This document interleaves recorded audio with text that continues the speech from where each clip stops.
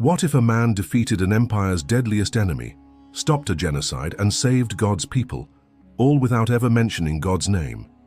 Meet Mordecai, a humble Jew in ancient Persia who didn't preach, pray aloud, or build altars, yet changed history with his silent faith. He stood against a man who demanded worship, outsmarted a plot to destroy his people, and rose to power in a foreign land. His story, hidden in the Book of Esther, is a thriller of courage, strategy, and God's invisible hand. Want to know how he did it and what it means for you? Stick with me. This tale will grip your heart and challenge your faith. Mordecai wasn't a prophet, king, or priest. He was just a Jew living in Susa, the glittering capital of the Persian Empire, far from Jerusalem's temple and Israel's glory.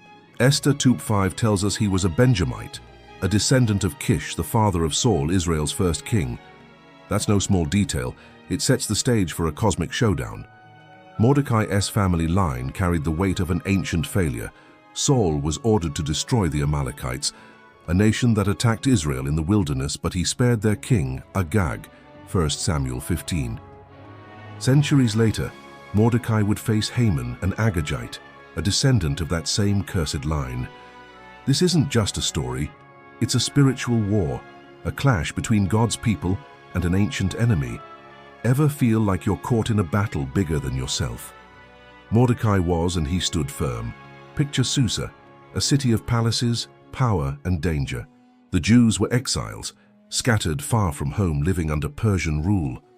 Mordecai raised his cousin Esther as his own daughter after her parents died. He wasn't loud about his faith, no public prayers, no sermons. The Book of Esther never mentions God's name. Not once, not Elohim, not Yahweh. It's the only book in the Bible with this silence. Yet God's presence pulses in every chapter, moving behind the scenes like a master strategist. Mordecai's faith wasn't flashy, but it was fierce. He didn't need to shout God's name to live for him. Isn't that wild? What does that say about how faith can work in your life? Here's where the story gets intense. Mordecai told Esther to hide her Jewish identity when she was chosen for King Ahasuerus' harem, Esther 2:10. A Jew hiding her faith in the heart of a pagan empire? That sounds like compromise, doesn't it? But it wasn't fear, it was strategy. Persia wasn't safe for Jews. Revealing her identity could have meant death. Mordecai, like the men of Issachar who understood the times, 1 Chronicles 12:32, knew when to stay silent and when to act. His faith wasn't weak. It was wise. He was playing a long game, trusting God's plan to unfold. Ever had to hold back to protect something bigger? Mordecai's silence was a shield, and it set the stage for a miracle. Esther's beauty won her a place in the king's palace, eventually making her queen. No one knew she was Jewish, not the king, not the court. She was a hidden seed, planted in the heart of power, and Mordecai was the one who prepared her. He didn't just raise her, he positioned her for a purpose. Her silence wasn't denial, it was timing, waiting for God's moment. Mordecai's faith worked in the shadows, trusting a God who didn't need to be named to be in control. Can you feel the tension building? This quiet faith was about to spark a revolution. Keep reading. This gets gripping. Enter Haman, the villain who changes everything. Esther 3:1 introduces him as Haman, son of Hammedatha the Agagite, promoted to the king's right hand. That word Agagite is a neon sign. Haman wasn't just a power-hungry official, he was a descendant of Agag, the Amalekite king Saul failed to destroy. This is no coincidence, it's a spiritual rematch. The Amalekites were Israel's ancient enemies, cursed by God for their cruelty, Exodus 17:16. Now Haman stood against Mordecai, a clash of lineages, a battle of kingdoms. Haman demanded everyone bow to him, but Mordecai refused, Esther 3:2. Why? Not pride, not stubbornness, faith. Bowing to Haman meant giving reverence that belonged only to God. Ever faced pressure to compromise your beliefs? Mordecai's stand will inspire you. Haman's reaction wasn't just personal, it was demonic. When Mordecai wouldn't bow, Haman didn't just target him, he plotted to wipe out every Jew in Persia, Esther 3:6. This wasn't revenge, it was genocide, a decree to slaughter an entire people. Haman's plan echoes the spirit of the Antichrist, a figure who exalts himself above God and seeks to destroy his chosen ones. Mordecai's refusal wasn't just about one man, it was a stand for God's people, a spark in a spiritual war. The Bible says, Haman sought to destroy all the Jews, the people of Mordecai, throughout the whole kingdom. Esther 3:6. Can you imagine the stakes? One man's faith triggered a storm that could have ended a nation. When Mordecai heard of Haman's decree, he didn't negotiate or run. He tore his clothes, put on sackcloth and ashes, and wailed in the streets of Susa, Esther 4:1. No prayers are recorded, no mention of God, but his actions screamed faith. He wasn't mourning just for himself. He was grieving for his people, for God's promise. Then he did something radical. He called for a fast. He told Esther, "Go gather all the Jews in Susa and fast for me 3 days." Esther 4:16. No mention of prayer, no divine vision, just fasting. Raw, desperate trust in a God who works in silence. Ever felt like heaven's quiet when you need it most? Mordecai's faith in the dark will hit you hard. This fast wasn't just a ritual, it was a spiritual weapon. Mordecai knew this wasn't a political fight, it was a battle against an ancient evil.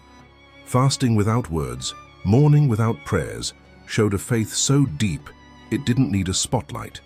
He trusted God was moving, even when nothing seemed to change. And something did shift. The king couldn't sleep one night and had the royal records read to him, Esther 6:1. By chance, they read about Mordecai uncovering a plot to kill the king years earlier, a deed forgotten until that moment. Coincidence? No way. This was God's invisible hand, turning the tide. Ever seen a moment where everything aligns perfectly? That's what's coming next. Here's where the story flips. Haman, the man who planned to hang Mordecai on a 75-foot gallows, was forced to parade him through Susa in royal robes, proclaiming, "This is what is done for the man the king delights to honor." Esther 6:11. Can you picture the irony? The proud Agagite, humiliated, leading his enemy in glory. Haman's gallows, built for Mordecai, became his own execution site. Esther 7:10. No thunder, no angels, just divine justice, quiet and unstoppable. Mordecai, the forgotten exile, was exalted as second to the king. Esther 10:3. God didn't need to speak to win. Ever seen justice sneak up when you least expect it? This is God's signature move.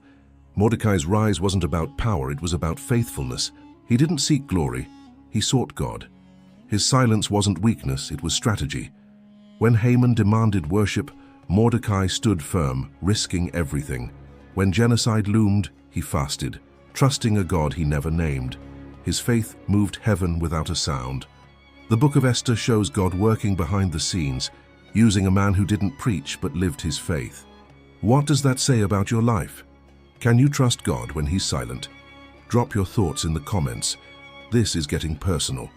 The battle wasn't just Mordecai versus Haman, it was God's promise versus an ancient curse. Haman, the Agagite, carried the spirit of Amalek, a nation sworn to destroy Israel. Mordecai, from Saul's line, finished what his ancestor started. This wasn't just a victory for the Jews, it was a redemption of history. Esther 9:25 says Haman's plot returned on his own head. The genocide was reversed, the Jews were saved, and Purim, a holiday of deliverance, was born. God's sovereignty didn't need a spotlight, it needed a faithful heart. Ever wondered how your small choices could shape history? Mordecai's story will make you rethink everything. This story hits close because it's not just about ancient Persia, it's about us. Mordecai faced a world where evil seemed to win, where God seemed silent. Yet he stood, fasted, and trusted. His faith didn't need words, it needed action. Today we face pressures to bow, to compromise, to blend in. Mordecai's refusal to kneel challenges us. Will you stand for what's right, even when it costs you? His silence teaches us that faith isn't always loud, it's steadfast. What's one moment you chose faith over fear? Share it below, I'm reading every comment. Mordecai's life shows that God doesn't need spectacle to move. A sleepless king, a forgotten record, a gallows turned against its maker. These aren't miracles, they're providence. God worked through Mordecai's quiet courage, Esther's hidden identity, and a nation's desperate fast. The Jews were saved not by swords, but by a God who writes reversals with invisible ink. Esther 10:3 says Mordecai was great among the Jews, seeking the good of his people. He wasn't a hero because he was loud, he was a hero because he was faithful. What's God calling you to stand for today? The book of Esther is a thriller, but it's also a mirror. It asks, what does faith look like when God seems absent? Mordecai answered with his life, silent, strategic, unshakable. He defeated an antichrist figure, not with words, but with obedience. He stopped a genocide not with power, but with fasting. He rose to greatness not by chasing glory, but by trusting God's timing. This story isn't just history, it's a call. You're in a world that demands you bow to its systems. Will you stand like Mordecai? What's one choice you can make to trust God's unseen plan? Let's talk in the comments. Thank you for diving into Mordecai's story with me. If it stirred your heart, hit that like button, share it with someone searching for truth, and subscribe for more stories that uncover the Bible's hidden power. Check the pinned comment for books to go deeper and join our community to keep this conversation alive. Mordecai stood in silence but shook an empire.